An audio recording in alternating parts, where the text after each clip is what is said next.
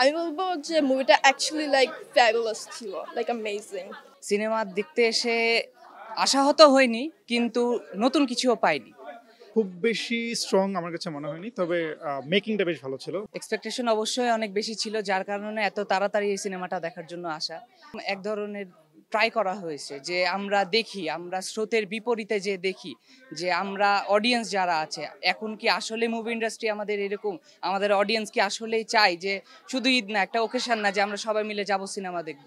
আমরা যে আর্টিস্টদেরকে ভালোবাসি, আমরা যে মুভি দেখতে ভালোবাসি, এই জন্য কতখানি অডিয়েন্স আমাদের মুভিকে ভালোবেসে আসে, এটা হয়তো একটা জাজমেন্টাল দিক থেকে ছিল।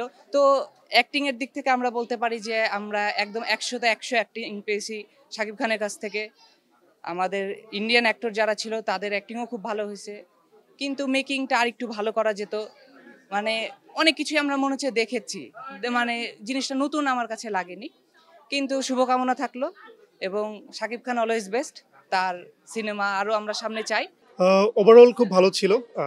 গল্পের বলার যে ধরনটা সেটা একটু ডিফারেন্ট ছিল, তবে গল্পটা আসলে খুব বেশি স্ট্রং আমার কাছে মনে হয়নি। তবে মেকিংটা বেশ ভালো ছিল, background score, colour grading, location সব কিছু মিলিয়ে ভালো ছিল। তবে একটা জিনিস আমার কাছে একটু দৃষ্টিকটু লেগেছে, সেটি হচ্ছে আসলে দৃষ্টিকটু না ঠিক, যে এই জায়গাটা আরেকটু ইমপ্রুভ করলে মনে ভালো হতো। সেটি হচ্ছে যে পার্শ্ব চরিত্রে যারা অভিনয় করেছেন সেই আর্টিস্টগুলো আরেকটু স্ট্রং হলে মনে হতো ভালো হতো।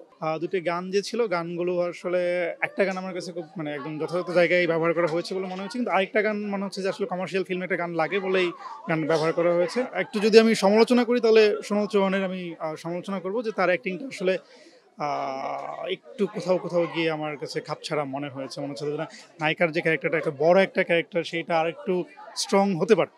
এবং ডাবিংটা হয়েছে যেটা, যে ক্যারেক্টারটা পোর্ট্রে করা হয়েছে তার যে ওয়েট, সেই অনুযায়ী হচ্ছে ডাবিংটা আমার কাছে একটু খাপছাড়া লেগেছে। সব কিছু মিলিয়ে শাকিব খানের অভিনয়, কস্টিউম ভালো ছিল। ফার্স্ট অফ অল এটা হচ্ছিল অনন্য মামুনের প্রডিউসড করা একটা সিনেমা, এবং এখানে লাইক সাকিব খানের জনপ্রিয়তা বেশি। মোস্ট অফ দ্য সিনেমা হচ্ছিল অন্য একটা সিনেমা থেকে কপি করে বানানো, বা অন্যের আইডিয়া সংগ্রহ করে ওই সিনেমাটা তৈরি করছে।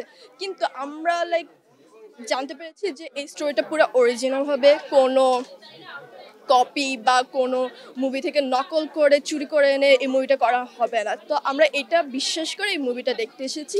আর মুভি দেখার পর আমি যেটা বলতে পারবো, এই কথাটা কিন্তু সত্য, মুভিটা কিন্তু পুরাই অরিজিনাল ছিল অ্যান্ড পুরো একটা টেস্টফুল একটা মুভি ছিল। ফর দ্য ফার্স্ট টাইম আমি বড় পর্দায় সাকিব খানকে দেখলাম, and owner acting overall actually ভালো। আমরা যে একটা কথা বলি নাম্বার ওয়ান সাকিব খান, এটা উনি লাইক প্রুভ করে দিয়েছে। যদি কেউ বাংলা সিনেমা পছন্দ না করে থাকে, কেউ যদি দরদটা দেখে, তাহলে তার বাংলা সিনেমার প্রতি যে ইন্টারেস্টটা আগে ছিল না, ওইটা জাগ্রত হবে অবশ্যই।